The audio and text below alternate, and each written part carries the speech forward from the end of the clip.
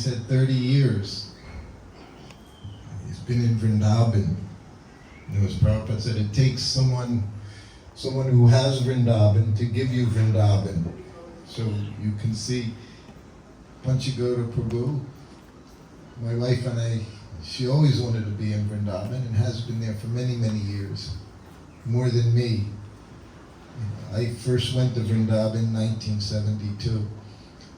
I also don't even,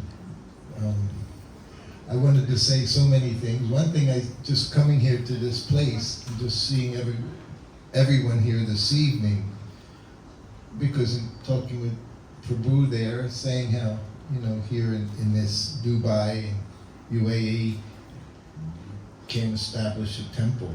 This is a temple. One of the first things I learned with Srila Prabhupada, I came along 1971 in April, and I met the devotees, yellow robes. It was all just a big bolt of yellow cloth, polyester cloth. So when you saw the devotees, the women had yellow saris, just like that color there. The men, yellow dhoti, yellow kurta, and bright white tilak, which wasn't chandan, it was called Fuller's Earth. It was literally like putty that you would put on the walls, which was good because you put it on 4 o'clock, it would still be there the next morning. Anyway, somehow or other, I wanted to know about God, and Krishna book had just come out not too long before. So they were filled up, the devotees were reading and reading and reading. And we knew nothing in the United States, anywhere in the West, we knew nothing about Krishna is God. So I was looking very much for God not in a philosophical sense. I wanted to feel God. That's what I wanted.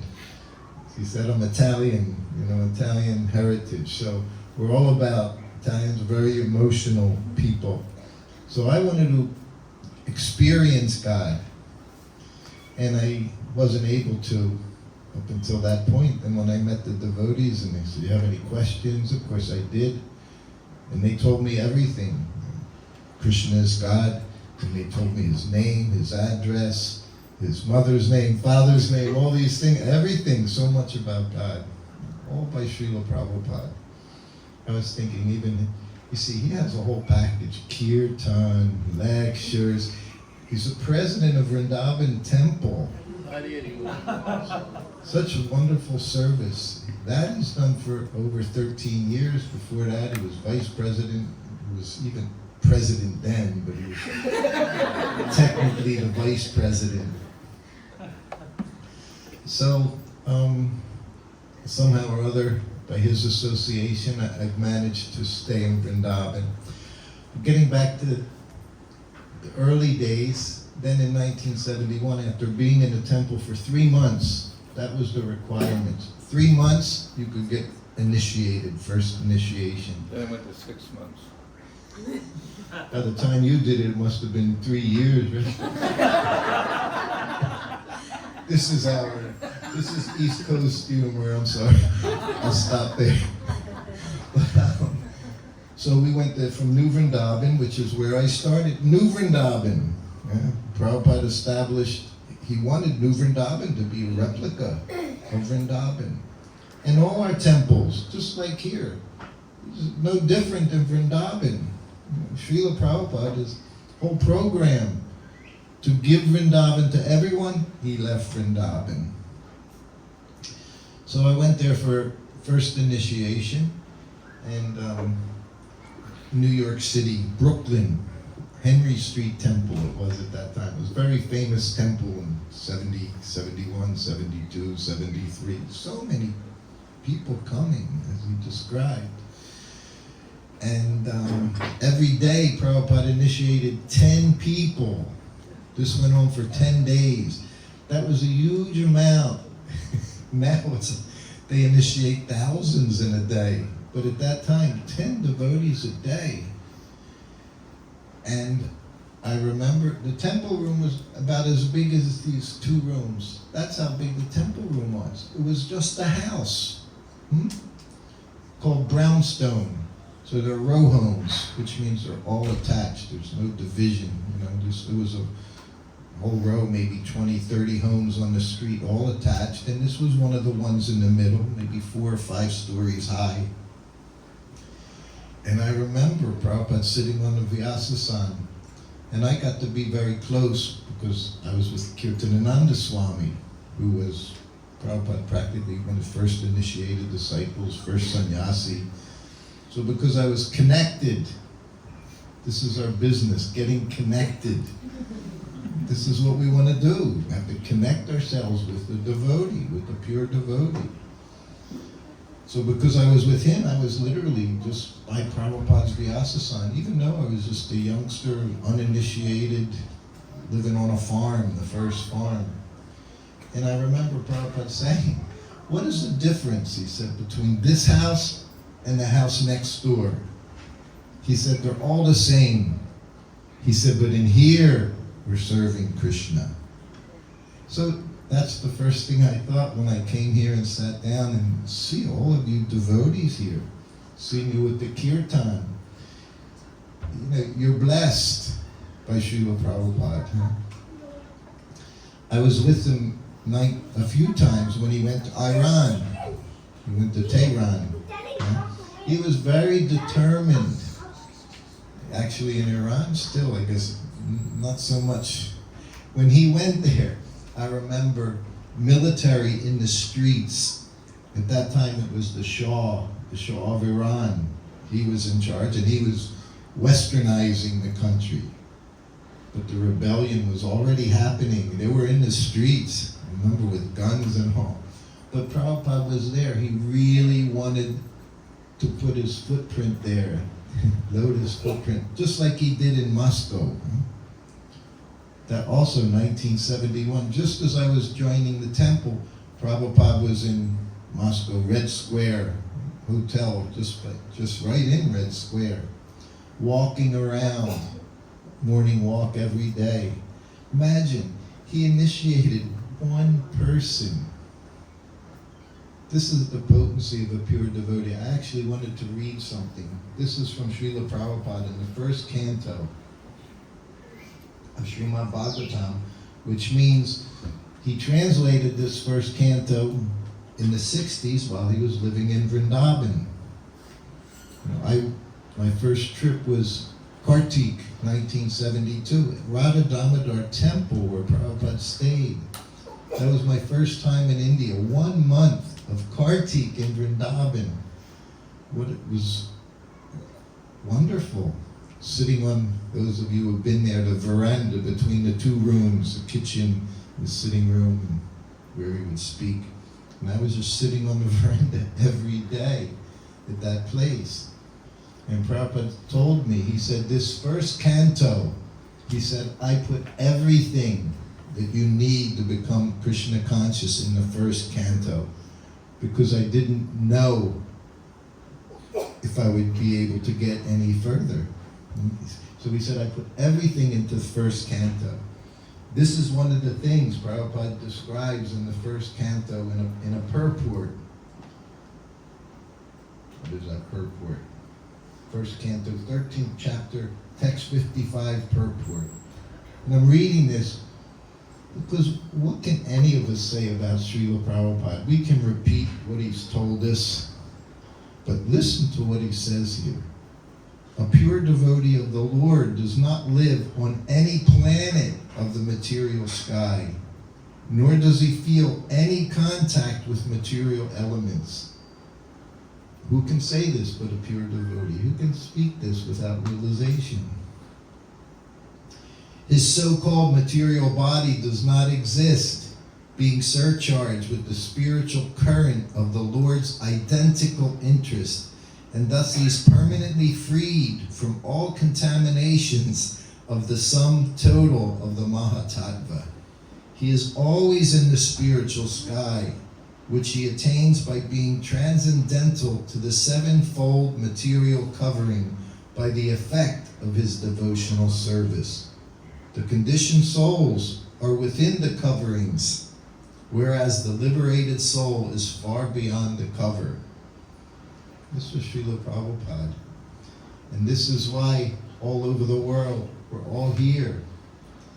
I was thinking, just like at the kirtan, what does it start with? Srila Prabhupada. And what does it end with when we say Srila Prabhupada? Yes, everything from the beginning to the end, it's all Srila Prabhupada. And he's connected to all of us. If you're here, I always say, if you're in a temple, it's by Srila Prabhupada's mercy. It's by your connection to him. That's what I got to see being with him. As he said, for very fortunate. I went around the world 4 times with Srila Prabhupada. 4 times. Still this big rascal, but nonetheless I saw he's the most compassionate, merciful person, because he allows someone like me to serve, to do service. He allowed me to serve him personally. So there in New York, he said, what's the difference? This is a temple. You have your temple. And it's all, actually, it's even better, because you have that desire, but they don't make it easy. And that makes it good. I saw that in China. They can't go out chanting the streets. They can't even do this. They close all the curtains, shut all the windows. But their desire has become so great because it's not given to them so easily. We can have that tendency. When something's easy, we take it for granted. It's okay. To be in Vrindavan every day, I say, how are we in this place, Vrindavan? I'm looking, I've been here, I'm ashamed to say, I've been here for 3 days. Just this evening I saw Krishna Balaram. Look at all these deities. And he's right, I have a little Giriraj up on the altar there under Subhadra. It's our Giriraj. So I get to spend some time with the pujaris. I spend time with the pujaris in Vrindavan. These devotees, they're doing the exact same thing every morning.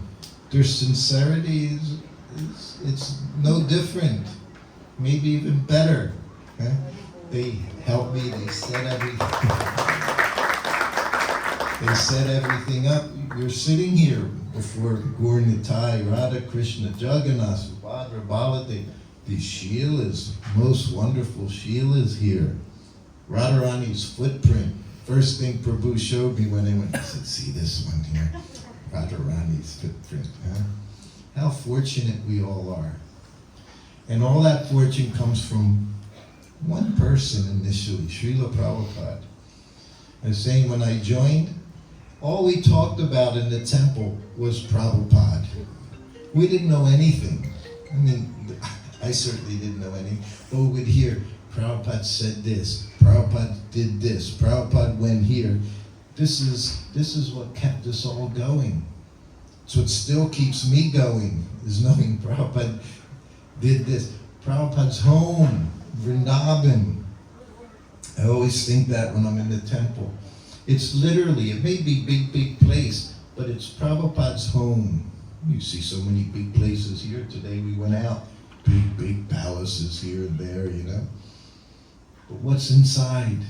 What life is there? Prabhupada gave us life.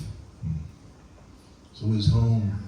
And there, I confess, when I was with Prabhupada, I spent the 2.5 years, half of it in India, which means I was sick. Half the time I was with Srila Prabhupada in India. It was very difficult in those days, very difficult. But Prabhupada, he empowered his disciples to do amazing activities. But it was his potency. He said purity is the force. It was Prabhupada's purity. He would say so many funny things to me, you know. Weren't funny, but funny, amusing, but they were funny. Because as disciples, we would drive them crazy. You know, we're Westerners, we're Americans. Like you see, in India, they're very shrewd, can use, you know, cunning. Prabhupada would use that word, cunning. You know.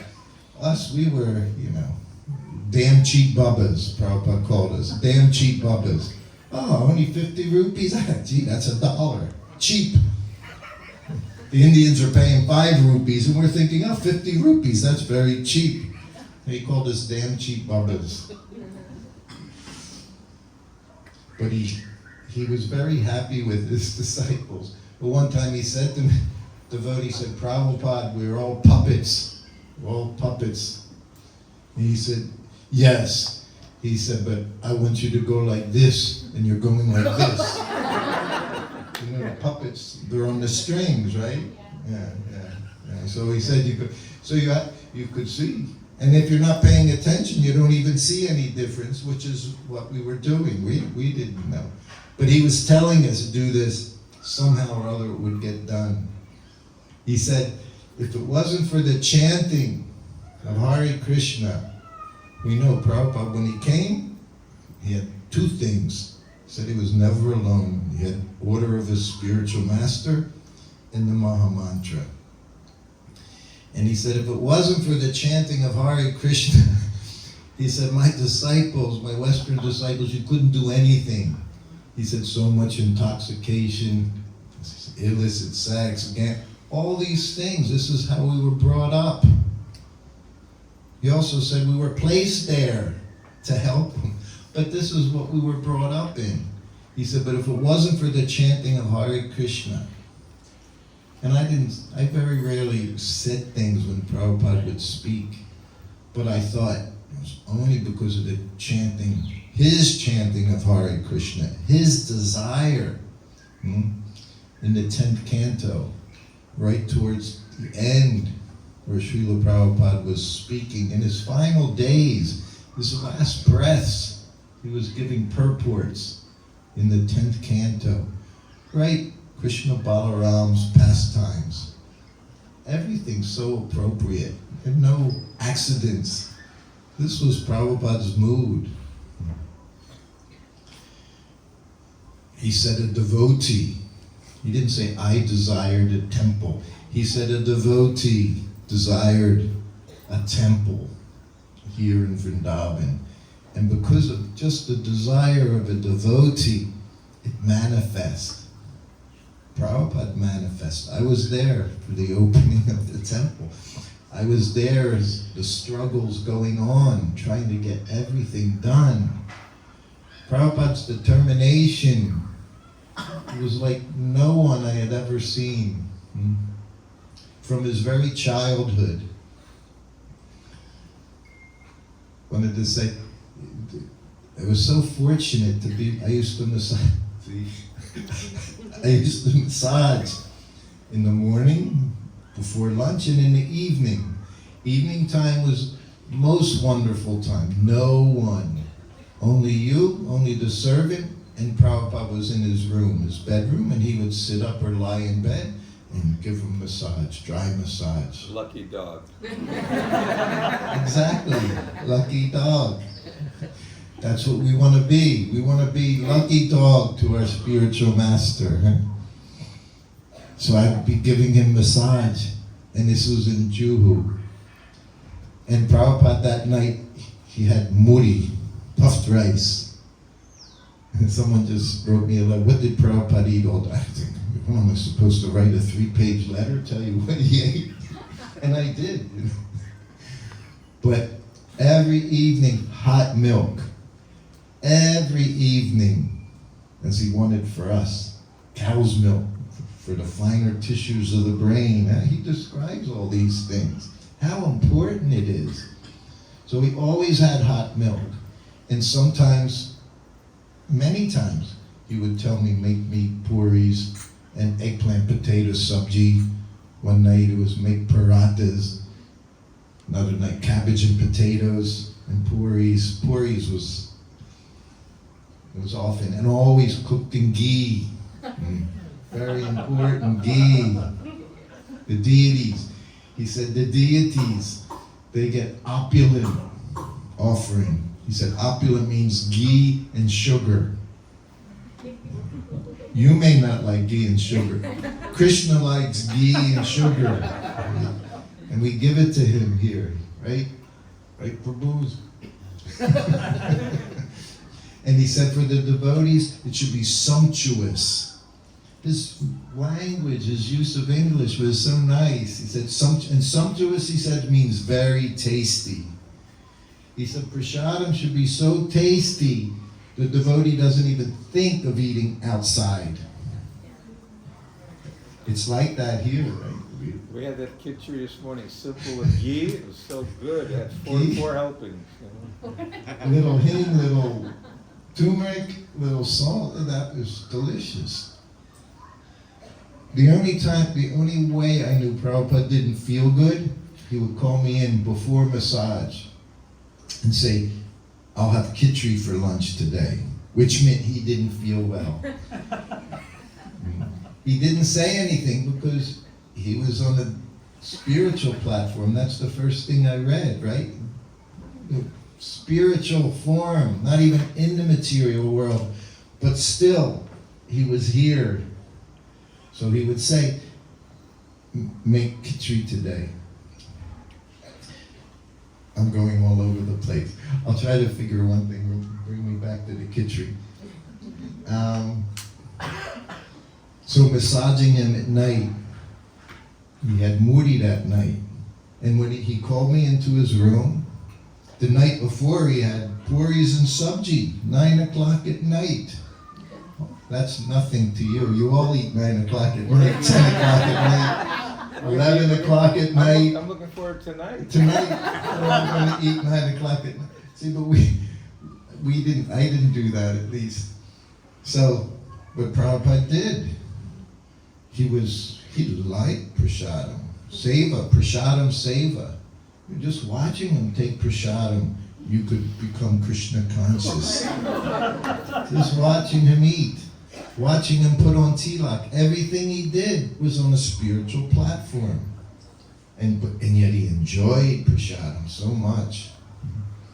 We know, she was saying today, Prabhupada, we Westerners, even in the 70s, people were health food fanatics, and you had the, what was it, Chinese microbiotics, nasty way we would eat salads with alpha sprouts on them, that was a meal.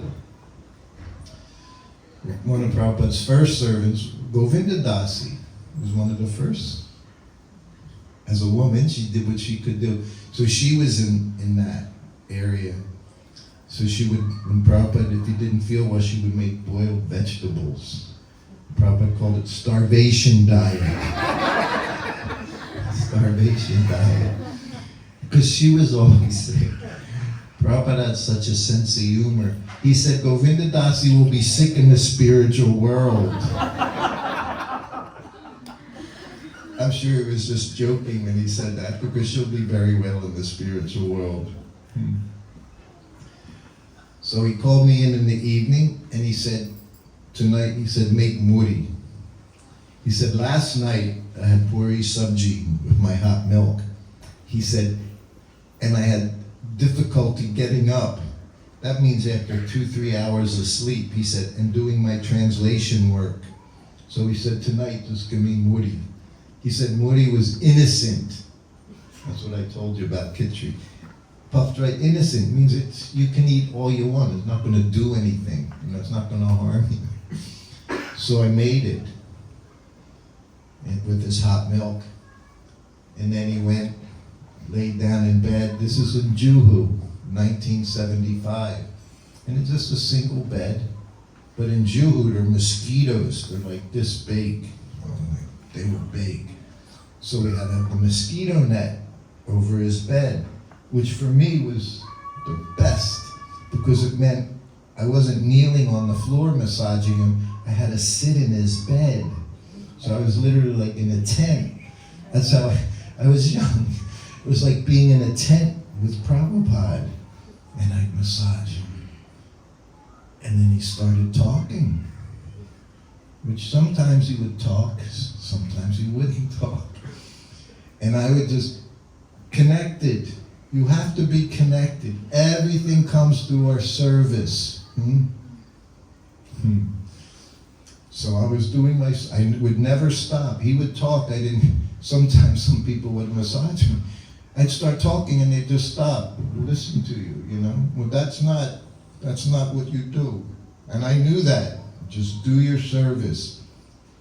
Whatever Prabhupada wants to do, that's what he'll do. And he started talking because of the puffed rice.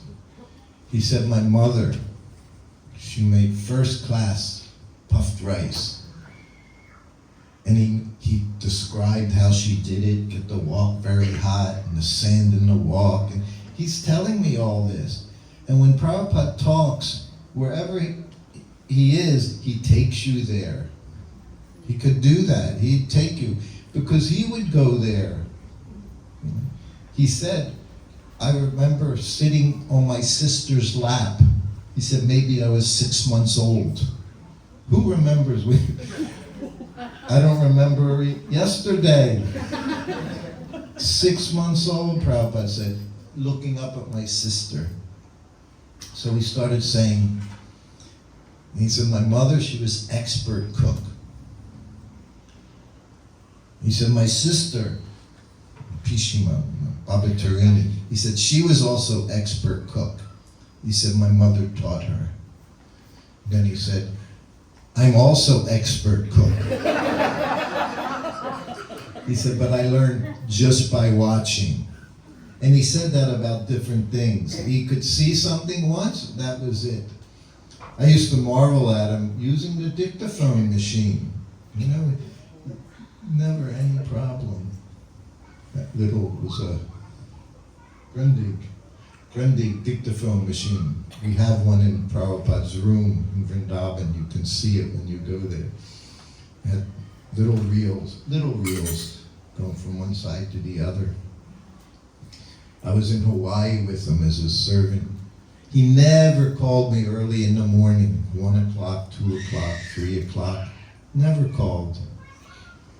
It's 1 o'clock in the morning and I hear the bell ring. I'm right next door, servants' quarters. I hear the bell ring. Of course I'm sleeping. I get up, go off for obeisances. And I look on his desk and the tape. You have to know, you have to be from that era to know what can happen to tapes. Tape was all over his desk. He said, I don't know, something happened. And I looked. So he did something, but he said he don't know how it happened. He said, but something happened. He said, can you fix it? And of course we knew how to fix it. We would have cassette tapes. You'd stick the pencil in them and spin them. So that's what I did. I unwound the tape all back and forth in his room, and he's just sitting with his hand in his beat bag, he'd be watching. And then I go with the thing, and I'm spinning it and going. So like 20 minutes later, it was back on his desk, and it was working. He just said, go take rest. You always do that. Go take rest.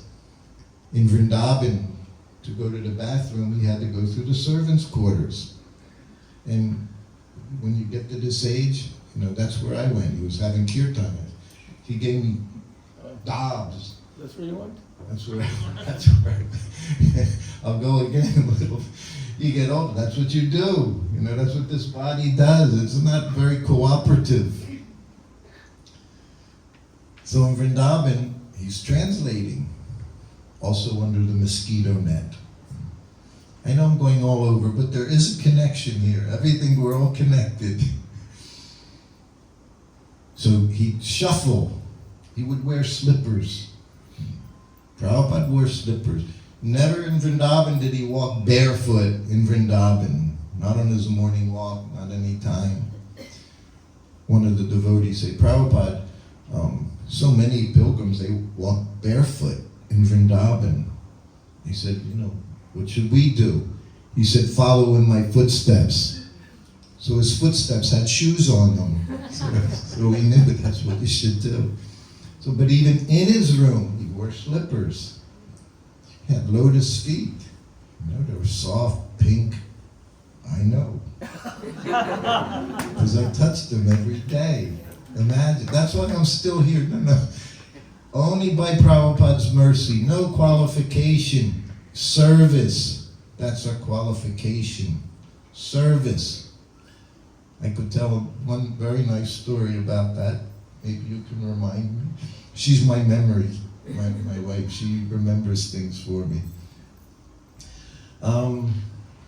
So he would go to the bathroom through the servants' quarters, so I'd hear shh, shh, shh, shh. And I'd be lying on my back on a straw mat, and I'd roll over, so I'd do a dandavat. No, take rest.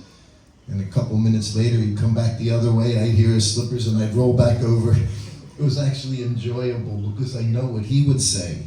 No, take rest, he'd say. Just take rest, and he'd go back to his desk. So, in Juhu, talking about the puffed rice, and then he just goes on, because now he's there. He's already gotten, he just starts talking for a half an hour. He starts telling me one story after another. He said we would have potluck feasts on big festival days. He said in the neighborhood, everyone would cook different things, and they'd all get together in one place, have a festival. And then he said my mother, she had a close friend right across the street. He said, but if she would go visit her, they would send a carriage, horse and buggy. This is like 1900. They would send a carriage to pick her up, to go right across the street. He said the culture was so strict at that time. Imagine he came to New York and dealt with us from that environment. He studied us, had to figure out how to make these people Krishna conscious.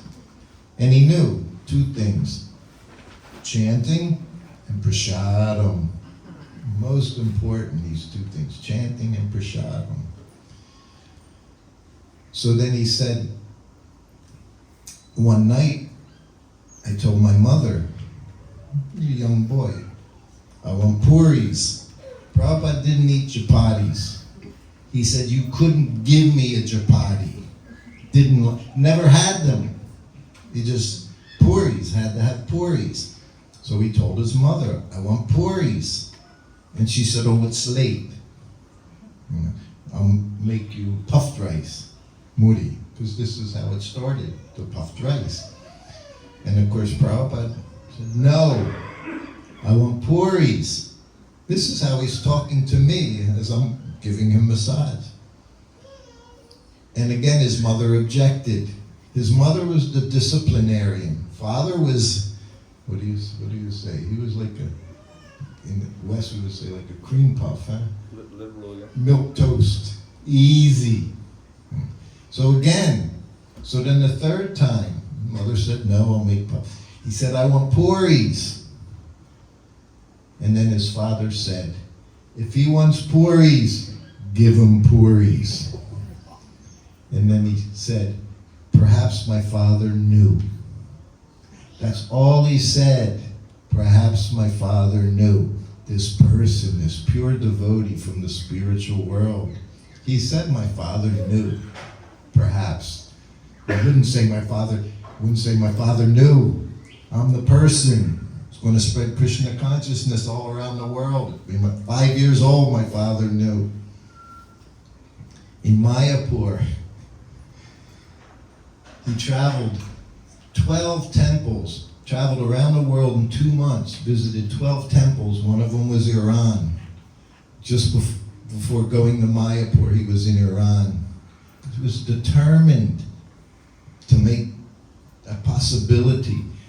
Why you're all here now in this Muslim country chanting is because he wanted you. He wanted you to have that opportunity. Just like he wanted them in Russia. Made one devotee. But he gave that one devotee everything he needed in just a couple of days.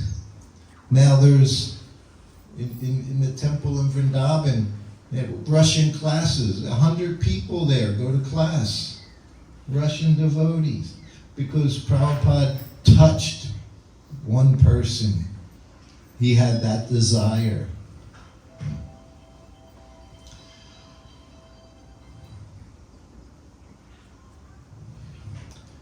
So in Mayapur, when Prabhupada arrived, after going all around the world and seeing what he did in 10 years, every temple he went to before getting to Mayapur, on the Vyasasan, I have to keep this short because we don't have lots of time.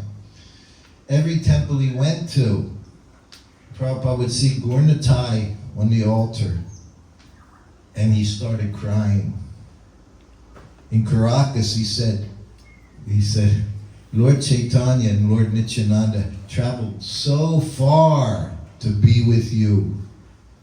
Prabhupada was the one who carried Lord Chaitanya. He would never talk like that publicly, he would never say such a thing. And of course, it was Lord Chaitanya, but Lord Chaitanya through Srila Prabhupada. So I saw he did it in Miami. He started crying, seeing Lord Chaitanya, Lord Nityananda. In Atlanta, he gave a 2-minute lecture. He started crying, seeing Lord Chaitanya, Lord Nityananda. He said the two lords, Parama Karuna. It was the first time he chanted Parama Karuna. None of us knew how to chant. And none of us could follow him. He said, you learn. He said, tomorrow we'll try again. And Miami, Gaurnatai, and Atlanta were identical, actually. Yeah. I was from Miami. Prabhupada was so moved when he saw them. So then finally, every place he goes, he sees devotees. He sees he's done it. Didn't take credit for it, but he sees, he understands it happened.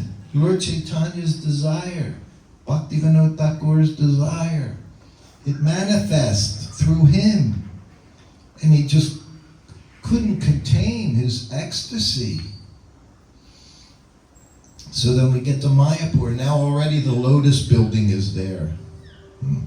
Jaipataka, Bhavananda were there, Jaipataka Maharaj. Whenever Prabhupada would come to Mayapur, Jaipataka Maharaj always had some nice Sanskrit verses to glorify Srila Prabhupada. And he did that. And immediately, we're just in the room, 5 of us. One of them was Atreya Rishi from Iran. He was in the room. Bhavananda, Jaipataka, myself. And Prabhupada immediately, as he's being glorified, he changed the subject. And he looked at Jaipataka, he said, so everyone is comfortable? That meant his disciples. First thing Prabhupada did in India, Vrindavan, Mayapur, Juhu, was get houses for the devotees. He wasn't concerned about temples. He was concerned about making the devotees comfortable. He cared for us so much. So we asked Jaipataka, yes, Prabhupada, everyone is situated nicely in the rooms. Then they made the long building, which is really a long building. He said, very good. And they said, Prabhupada, what you have done is, he said, well, I had some idea, some desire. He said, but Krishna has manifested. And then he said, Bhaktivinoda Thakur said, he said, it was all the mercy of Prabhupada, meaning Bhaktisiddhanta Saraswati. Then he said, Bhaktivinoda Thakur predicted that someone would come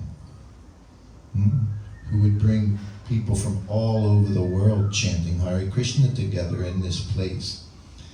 And then again, this was the same year, he said, that person I may be. And then as soon as he said it, he looked at Jaipataka again. He said, so you're growing banana trees? He went from saying the most profound thing to his disciples, something not in his books, that person I may be. There's no question, that person he is. And he continues, right there. Everywhere we go, Srila Prabhupada, from beginning, middle, end, it's all Srila Prabhupada's mercy. Any of us. So you need to understand, just like I say, I understand I'm connected to him, not by qualification, by his compassion, by his mercy. But we all are. We all have that same connection. And the more you do service, very important, some type of service, just like here. I see this family every day. I think, gee, in Microhostel, I think, why didn't I do that? I could have done that, you know. But they're doing it. The home is a temple. It's not just a house. This is a temple. As good as Vrindavan, none different from Vrindavan. But still you have to go to Vrindavan. That Prabhupada also wanted, because it's a very special place. Krishna Balaram Mandir, such a special place. So then he looks at Jaipataka and he starts talking. He said, you know, the cows here in India, they can take the heat of India, but they don't give much milk. He said, so you can breed, he said, a Jersey cow from the west with our Sarabi cows. Again, you see these things creeping up in our society. Oh, only this cow is good, only this milk is good. That was the same thing that Smarta Brahmanas were saying. No, you can't give Krishna consciousness outside of India. They're all malechas. So we have to be very careful, understand what Prabhupada gave. Everyone, none of us have any qualification. He's given us qualification. This is what Prabhupada has done. He's given us the qualification. And he said, you put these cows together and you'll get nice creamy milk, which he experienced at New Vrindavan, and he'll be able to take the heat. So this was probably everything. Krishna consciousness is for everyone. For the Muslims, it's for the Christians, it's for the Jews, it's for everyone. Because we're all identifying with the body. All these things, illusion. Prabhupada said, it's all illusion. So then he keeps talking as I'm massaging him. And he started telling me about his very early childhood. He told me he had a cow. I don't know what it was made out of because it was a long time ago. He said, but on the end there was a ball. He said, I would squeeze the ball and the cow would jump. He just jumped into his childhood. Pleasant, so much love. He talks to his parents. So much love was there. And then he said, when I was young, he said one day his father, he would go out shopping with his father. He said, and every day we would pass this store and they had shoes from England. He said, I wanted a pair of these shoes, British shoes. He said, leather shoes. And I'm just massaging. I don't talk. How can you say anything with this meditation going on other than just enjoy it? He said, my father bought me these shoes. He said, and every day I would go to school wearing these shoes. He just loved these shoes. So finally, and I'm thinking, and I'm trying to imagine Prabhupada as a little boy, which wasn't so easy. But he made it easy. He said, every day I would walk to school with these shoes. So finally, I said, Prabhupada, I said, when you were walking to school, I said, would you be watching your feet as you were walking, looking at your shoes? And he started laughing. And yes, he said, I would watch my shoes as I was going to school. How could you not love this person? Everything he did was teaching us how to love Krishna by learning how to love him. This is the process. This is what he did. all fell in love with Prabhupada, what he was doing. And he was so innocent. He was so clever. I always saw two personas. When he left his room and went in, sat on the Vyasasana with the big Acharya, doing his service, so many disciples, giving lectures, defeating everyone in personalism. And then he would walk back into his room. And he was just a devotee of Krishna. He was just a person that loved Krishna. I say he was childlike, just like he described. He was childlike, not childish. Childlike, innocent, sweet. Just like Krishna. It's like we read in Krishna book all the time.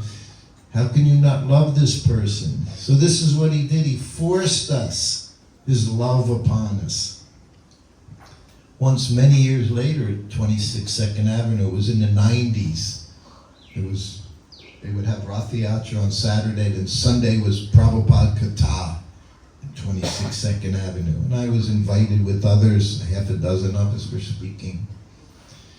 So I was speaking, and then one of the young boy in the group, so he was a disciple of one of my godbrothers, famous godbrother, guru, sannyasi guru, Prabhupada's secretary.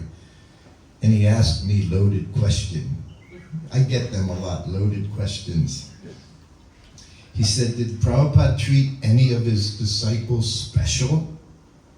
Because he knew his guru, Prabhupada, treated him special. And I'd never been asked a question. And he said that, and I thought for a moment. I said, yes, all of them. He made us all feel special.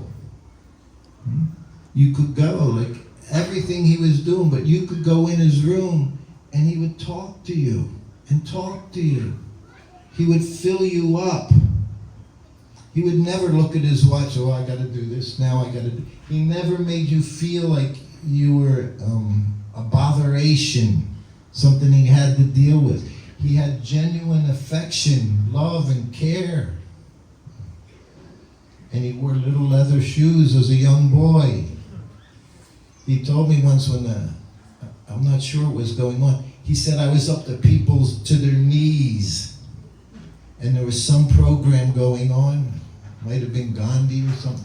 He said, and thousands of people were in the street surrounding him. He said, and I saw it, and I thought, I want that. When I grow up, I want that. I want to have all those people. He wanted it to give everybody Krishna. So then where are we at? We have time? Yes. No. My stomach's rumbling. Yeah, there you go. So, we could go on all night long trying to share Srila Prabhupada. I can't give you anything. That's why I read that. What can we say about pure devotee of Krishna, who love Krishna? My first meeting with him, I told you, first initiation was July 1971.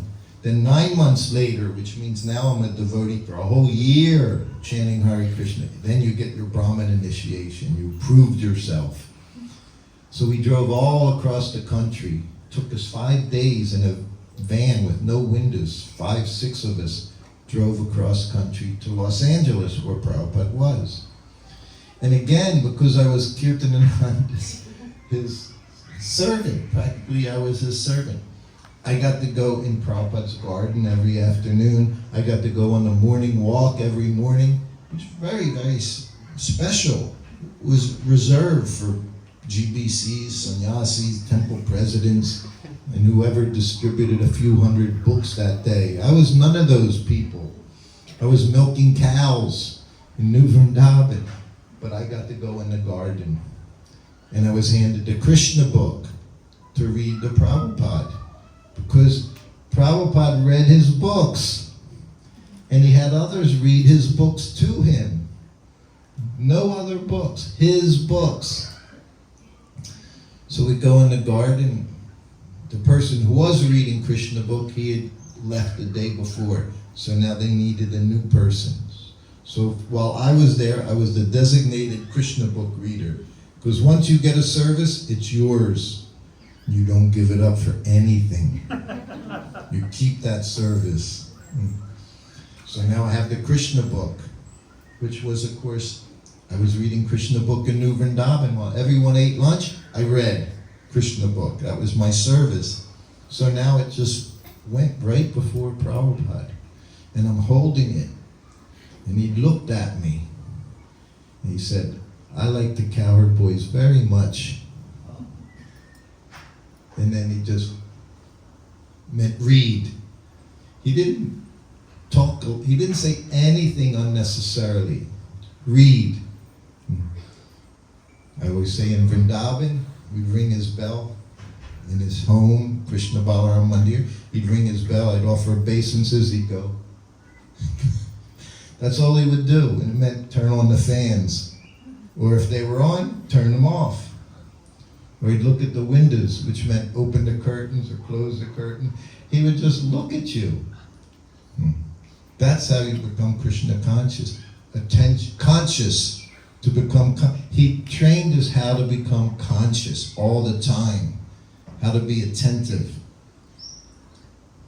And he said to me there, he rang his bell, I went in, offered obeisance. He was first class servant. He said, he knows what to do without being asked. Whenever he talked to me, I thought he was just talking. I didn't realize he's telling me what I'm supposed to do. All the time he was telling me what to do.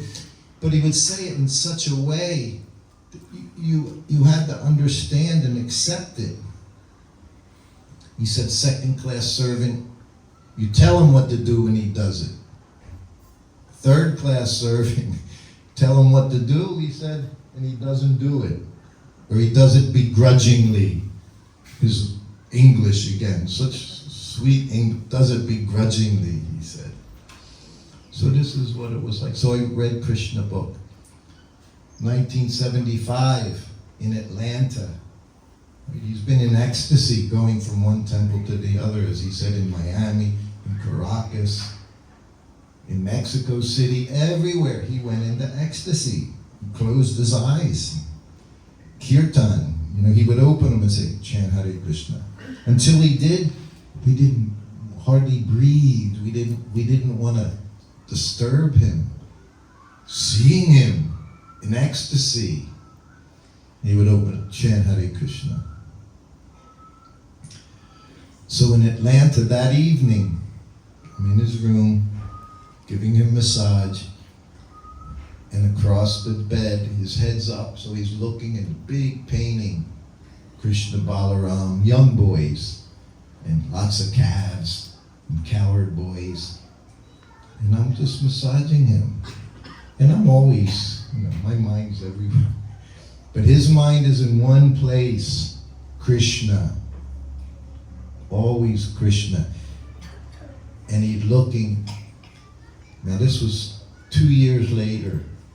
And he said, I like the cowherd boys very much. And my ears, because I can see. And then he's looking at the painting and he starts telling. It's Krishna book story. One that I didn't know. And he said every day, Krishna Balaram, they would go into the forest to herd the calves.